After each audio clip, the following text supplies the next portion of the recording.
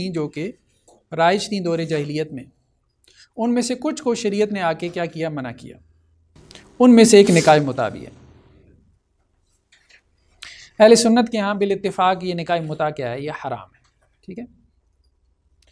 نکاح متع کہتے ہیں وقتی نکاح کو، یعنی جو دائمی نہیں ہے، جو ابدی نہیں ہے، جس نکاح میں یہ شرط لگا دی جائے کہ یہ نکاح جو ہے وہ ہم 6 ماہ کے لیے کر رہے ہیں، 1 سال کے لیے کر رہے ہیں، 2 دن کے لیے کر رہے ہیں، وہ نکاح متع کہلاتا ہے۔ یعنی اس میں نکاح کی بقیہ شرائط ہوتی ہیں، جیسے گواہان ہیں، حق مہر ہے، اور اگر اولاد ہوتی ہے تو وہ اس کی وارث بھی بنتی ہے، مطلب جو لوگ اس کو مانتے ہیں، جیسے اہل تشیع وغیرہ۔ اہل تشیع نکاح متع کے قائل ہیں نا ایران میں، بلکہ اس کو ایک لیگل سٹیٹس حاصل ہے، قانونی حیثیت۔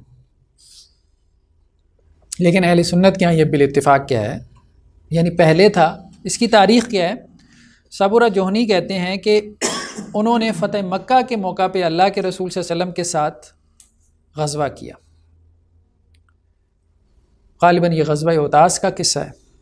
تو اللہ کے رسول صلی اللہ علیہ وسلم نے صحابہ کو اجازت دی کہ وہ عورتوں سے دیکھیں جنگوں میں جا رہے ہیں نا صحابہ کرام،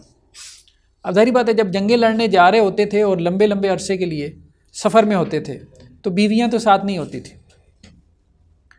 تو رسول اللہ صلی اللہ علیہ وسلم عام طور پہ آپ دیکھیں کہ حدیثوں میں یہی ہے کہ جنگوں میں یہ اجازت ملتی تھی، جنگوں میں یہ اجازت ملتی۔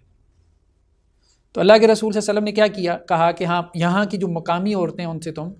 نکاح متع کر سکتے ہو۔ اسی طرح سنن ابن ماجہ کی روایت ہے کہ اللہ کے رسول صلی اللہ علیہ وسلم نے متع کو حرام قرار دے دیا، اور اللہ کے رسول صلی اللہ علیہ وسلم نے یہ بھی کہا کہ اے لوگو دیکھو میں نے تمہیں اجازت دی تھی متع کرنے کی، لیکن اب میں نے اسے قیامت تک حرام قرار دے دیا۔ قیامت تک کے الفاظ آتے ہیں بعض روایات۔ متع کئی مطلب مواقع پہ حرام ہوا اور کئی مواقع پہ اس کی اجازت ملی۔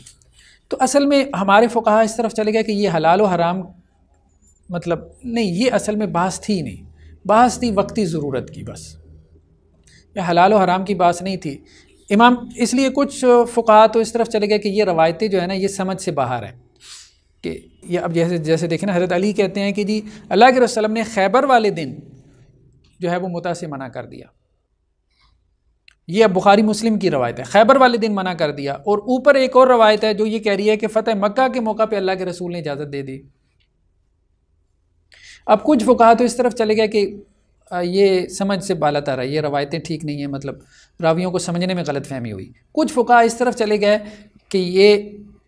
حلال تھا، حرام ہوا، حلال ہوا، حرام ہوا، پھر قیامت تک کے لیے حرام ہو گیا۔ جیسے امام شافعی نے کہا کہ کوئی چیز متع کی طرح نہیں ہے جو کئی بار حرام ہوئی اور کئی مرتبہ حلال ہوئی۔ لیکن صحیح بات یہی معلوم ہوتی ہے کہ یہ وقتی طور پہ ایک اجازت تھی،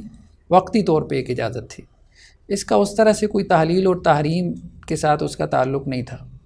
کہ بار بار ایک چیز حلال ہو رہی ہے، بار بار ایک چیز حرام ہو رہی ہے۔ حرمت اس کی ایک ہی مرتبہ آئی ہے اور وہ پھر قیامت تک کے لیے۔ اس سے پہلے کوئی حکم ہی نہیں تھا جی جیسے اجازت دی، اس سے پہلے حکم کوئی نہیں تھا کہ حلال ہے، ایک بار حرام ہو نہیں، وہ حرمت اس معنی میں نہیں ہوتی تھی جیسے اللہ کے رسول صلی اللہ علیہ وسلم نے اجازت دے دی پھر منع کر دیا، اجازت دے دی منع کر دیا، مطلب جیسے انڈیویجول حیثیت میں کچھ لوگوں نے پوچھا تو اللہ کے رسول نے کہا کر لو، اور پھر جب آپ نے دیکھا کہ اب بس اب گھروں کو واپس لوٹنے والے ہیں، سفر ختم ہونے والا ہے، لوگوں نے آ کے کہا کہ جی کر لیں، اللہ کے رسول نے منع کر دیا، تو وہ اس معنی میں نہیں تھا کہ حلال ہو رہا تھا حرام ہو رہا تھا، یعنی وہ ہو کیا رہا تھا، اللہ کے رسول یہ دیکھ رہے تھے بھائی یہ حالت سفر میں ہیں، حالت سفر میں اب ان کو ضرورت ہے، تو اللہ کے رسول حالت سفر میں ان کو اجازت دے رہے تھے۔ جہاں آپ اللہ کے رسول دیکھ رہے تھے بھائی ان کی حالت سفر ختم ہونے والی ہے، 2-4 دن کی بات ہے، گھروں کو واپس لوٹ جائیں گے، وہاں اللہ کے رسول انکار کر رہے تھے۔ اس کو جو راوی تھے وہ یہ سمجھ رہے تھے کہ شاید حرمت نازل ہو رہی ہے،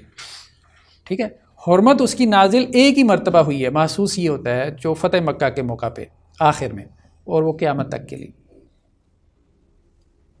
جو آپ بات کرتے ہیں کہ حلال و حرام کا مسئلہ نہیں تھا، تو اسی حوالے سے آج کے ہمارے کرنٹ سچویشن میں میں نے تحریر کی، اس سے یہ تھا کہ آج کے دور میں بھی اس کا کچھ علامہ کہتے ہیں جواز نکالا جا سکتا ہے، جیسا لوگ باہر پڑھنے جاتے ہیں یا کوئی معاملہ ہے، اس معاملے میں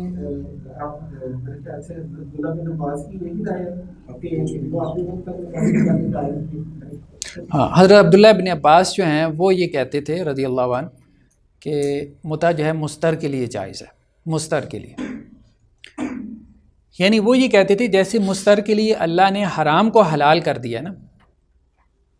وہ جو کھانا حرام تھا نا، سور کھانا حرام تھا، لیکن اللہ نے کہا کہ مستر جو ہے وہ سور کھا سکتا ہے۔ لیکن ابھی آپ نے تو ذکر کیا کہ نبی کے وسلم نے اجازت دی، لیکن بعد میں قیامت تک اس کو حرام کرا، قیامت تک کے لیے حرام، یہ ہو گیا حرام، تو پھر تو یہ دلیل نکالنی ہے، تو تعویل کرنا ہے، تو ٹوٹلی غلط ہے۔ نہیں، ہم یہ کہہ رہے ہیں کہ ان کا ایک موقف تھا، وہ اس کو اس طرح سے نہیں، عبد الرحمان بھائی نے سوال کیا ہے، جی انہوں نے جو سوال کیا نہیں وہ ان میں سے کوئی اتنی جرأت کرنے والا نہیں ہے لیکن یہ ہے کہ ایک چیز علمی جو اختلاف ہے نا، بہرحال علمی اختلاف تو ہے، یہ بات درست ہے۔ عبداللہ ابن عباس نے اس کو اور طرح سے سمجھا، بالکل اور طرح سے، بلکہ حضرت عمر رضی اللہ عنہ کے زمانے میں لوگوں نے کہا بھی کہ آپ حضرت عمر کے زمانے میں کیوں نہیں بولتے تھے پھر، تو کہتا ہے ڈر لگتا تھا، سیدھی سی بات۔ ہاں، تو حضرت عبداللہ ابن عباس بھی یہ کہتے تھے، دیکھیں ہمیں ان کے موقف سے اتفاق نہیں ہے، ٹھیک ہے، امت جو ہے وہ اس موقف پہ نہیں کھڑی ہوئی جس پہ عبداللہ ابن عباس تھے، لیکن ان کا جو پوائنٹ آف ویو تھا، بہرحال یہ ہم نہیں کہہ سکتے تھے کہ وہ کوئی بیس لیس تھا، وہ یہ کہتے تھے کہ روایتوں میں آ رہا ہے کہ کبھی حرام ہو رہا ہے، کبھی حلال ہو رہا ہے، کبھی حرام ہو رہا ہے، کبھی حلال ہو رہا ہے، تو یہ جو اللہ کے رسول کبھی حلال اور کبھی حرام کر رہے ہیں، تو یہ اس لیے کر رہے ہیں کہ اللہ کے رسول دیکھ رہے ہیں کہ یہ مستر ہیں، اب جب دیکھا کہ یہ مستر ہیں تو اللہ کے رسول نے اجازت دے دی۔ حرام کو ان کے لیے کیا کیا، وہ کہہ رہے ہیں اصلاً حرام ہے، یعنی نکاح متع کیا ہے، اس کا حکم سور کا ہے، سور کیا ہے، حرام ہے، یہ نہیں کہہ رہے کہ حلال ہے۔ سور حلال کس کے لیے ہوا ہے، مستر کے لیے، تو وہ یہ کہہ رہے ہیں کہ یہ جو روایتوں میں آ رہا ہے اللہ کے رسول جو اجازت دے رہے ہیں کچھ کو، تو وہ اصلاً تو حرام ہی ہے، لیکن وہ خاص حالات میں وہ ان کے لیے حلال ہوا، تو وہ ان کا ایک پوائنٹ آف ویو تھا جو امت نے قبول نہیں کیا، اس کو سائڈ پہ رکھ دیا۔ لیکن اہل تشیع تو پھر بہت اس طرف چلے گئے نا، حالانکہ حضرت علی رضی اللہ عنہ سے روایت ہے کہ وہ یہ ان سے روایت ہے کہ اللہ کے رسول نے خیبر کے موقع پہ متع کو حرام قرار دے دیا تھا، لیکن وہ حضرت علی کی طرف نہیں گئے اہل تشیع، حالانکہ اصولاً انہیں جانا چاہیے، اصولاً ان کو جانا چاہیے، اس کو پکڑنا چاہیے۔ پھر اگر زیادہ چلے جاتے تو کم از کم چلیں ابن عباس کی رائے کی طرف چلے جاتے، مطلقاً اس کو ایک نکاح کی صورت کے طور پہ ایکسیپٹ کر لینا وہ ٹھیک نہیں ہے۔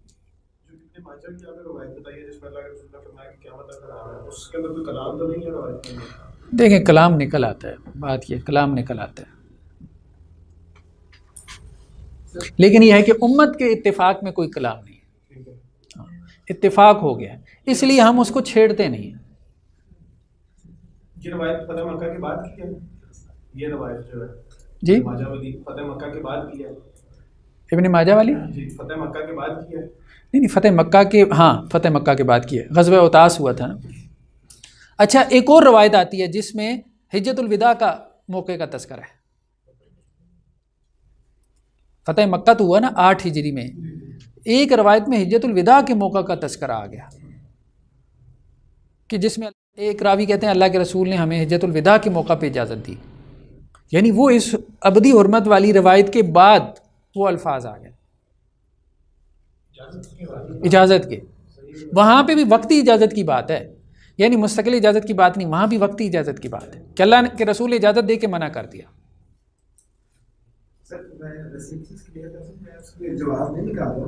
نہیں نکالنے بھی نہیں دینا ہم نے لیکن in case in exceptional case آج اگر ایک گناہ کی طرف جا رہے ہیں، کیا وہ اپنی اس کیس تک اس کے کچھ حالات ٹھیک ہے نہیں ٹھیک ہے، تو کیا اس کا جواب نکالا جا سکتا ہے؟ اس پر کوئی مان کے خاص حالت کی بات کریں، ایک چیز ہے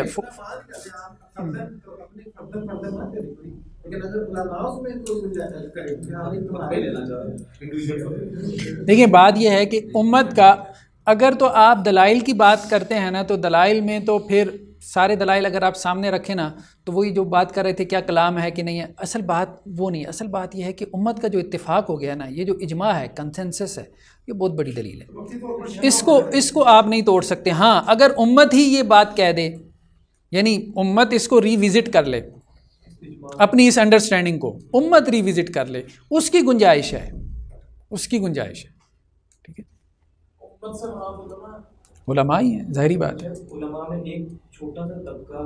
دوسری طرف چلا گیا، باقی سارے اکٹھے ہو گئے کہ نہیں ان کے یہاں حرام، لیکن ایک چھوٹا سا طبقہ تو اس کو حلال کیا اور اس نے. ٹھیک ہے، ہمیں اس سے اتفاق نہیں ہے نا. دیکھیں بات پھر وہی ہے، غالب جو ہے نا معنی ہوتا ہے نا، غالب معنی ہوتا ہے، تو ایلیمنٹ آف جو ڈاؤٹ ہوتا ہے، شک کا عنصر، وہ باقی رہتا ہے دوسری طرف سے. نہیں اجماع تو ہوا ہے. دیکھیں بات یہ ہے، حضرت عبداللہ بن عباس بھی نہیں بولے. اچھا عجیب بات بتاؤں، یہ صحیح مسلم کی روایت ہے، صحیح مسلم کی روایت ہے. حضرت جابر کہتے ہیں کہ ہم نے اللہ کے رسول کے زمانے میں کیا، ابو بکر کے زمانے میں کیا متع، حضرت عمر کے شروع کے زمانے میں بھی کیا. اچھا یہاں تک بھی باتیں ہیں، یہاں تک کہ حضرت عمر نے آ کے منع کر دیا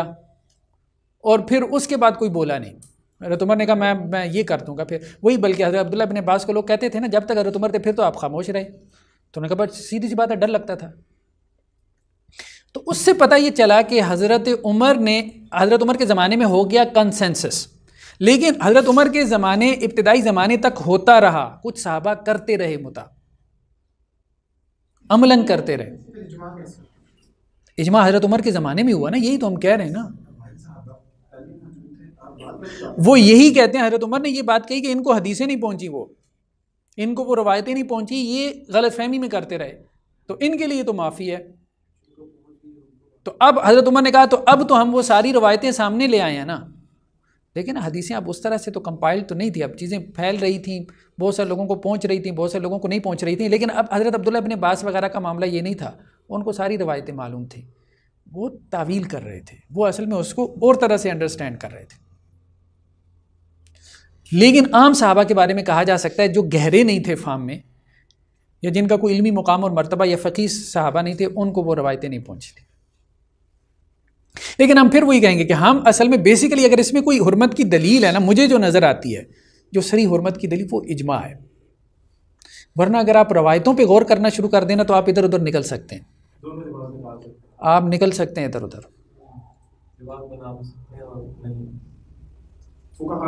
وہی جو طلاق ثلاثہ والا مسئلہ ہے نا کہ حضرت عمر نے آ کے کیا کیا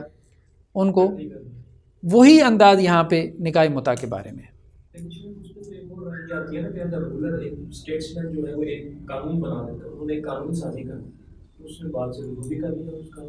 دیکھیں اس کے بعد امت حضرت عمر کے اوپر متفق ہو گئی، کسی نے اختلاف ہی نہیں کیا. شافعی، حنبلی، سلفی، ظاہری، محدثین، کوئی باقی نہیں رہ گیا. آپ کیا کریں گے یار، اب سیدھی سی بات ہے، کوئی ہے ہی نہیں. اور تو اجماع حجت ہے، اصل بات یہ، یعنی اجماع بھی ایک دائرہ لگا دیتا ہے. وہ میں پھر وہی کہہ رہا ہوں، وہ جو میں نے جملہ کہا تھا نا کہ امت نے اس پہ اتفاق کیا ہے. امت اگر ری وزٹ کرے تو وہ ایک صورت ہو سکتی ہے اس معنی کو، ورنہ نہیں. روایتوں سے کوئی مفہوم نکالنے کی کوشش کرے تو نہیں، وہ ٹھیک نہیں ہوگا. ہاں یہ تھا، یہ روایتوں میں بالکل واضح ہے. یہ صرف جو ہے وہ حالات، کوئی روایت آپ اٹھا کے دیکھ لیں اس میں حالات جنگ کا تذکرہ ہے. تو یہ حضر سے متعلق ہے ہی نہیں. ایک بات تو یہ کہ اس کو نکال دیں، جس نے روایتوں سے استدلال کرنا ہے نا، وہ اگر یہ کہے کہ یہ حضر سے متعلق ہے ہی نہیں. حضر سمجھ رہے ہیں نا، مطلب مقیم جو انسان ہے، جو ریزیڈنٹ ہے، یہ اصل میں مسافر کے لیے ہے. مسافر بھی وہ جو الہ کلمت اللہ کے سفر پہ ہے، اس کے لیے یہ ریلیکسیشن آئی تھی.